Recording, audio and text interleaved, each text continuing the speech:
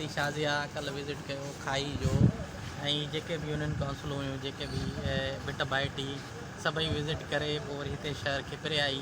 हिते जेके शहर जो पाणी हो जा 11 वार्ड जो सॼो असां ॾिठोसीं जंहिंमें पाणी जो फोकल पर्सेंट साईं आहे ऐं अदी मूंखे मोकिलियो असां सॼो विज़िट करे कल्ह सॼो इहो ख़तमु कयोसीं।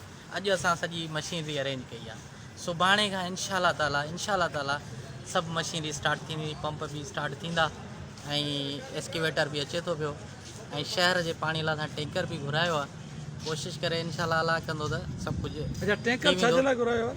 जेको शहर में पाणी बीठो आहे मतिलबु किथे नथो निकिरी सघे या नालीअ जे ज़रिए नथो वञे त उन खे लिफ्ट करे ऐं उन खे पोइ ॿाहिरि फेंके अचे जीअं माण्हू अहिड़े तरीक़े सां। अच्छा बहराड़ी में यूसी हथों को समय जेके बहराड़ी जा इलाइक़ा पाणी हेठां उनजो छा प्लान आहे? बहराड़ी में जे हिकिड़ो त असीं वाहन में कोशिशि करे नाला ठाहे ऐं वाहन जे ज़रिए लिफ्ट करे वाहन कढंदासीं। जेके वाह ख़ाली थी विया आहिनि जेके भरियल आहिनि उन्हनि में न त अॻिते वञी ॿोड़नि, पर जिते ॾिसंदासीं को ढंढ में पाणी वञे थो को किॾां वञे थो त ओड़े तरीक़े सां इहो ई चयो आहे त नुक़सानु न थिए कंहिंजो, बाक़ी ख़ाली जाइनि ते पाणी कढो जीअं ॻोठ ख़ाली थी वञनि जीअं माण्हू सवला थी वञनि। मज़ीद ख़बरनि ऐं तफ़सीलात लाइ विज़िट कयो असांजी वेबसाइट www.awamiNewsHD.com ऐं ॾिसंदा रहो अवामी न्यूज़ HD।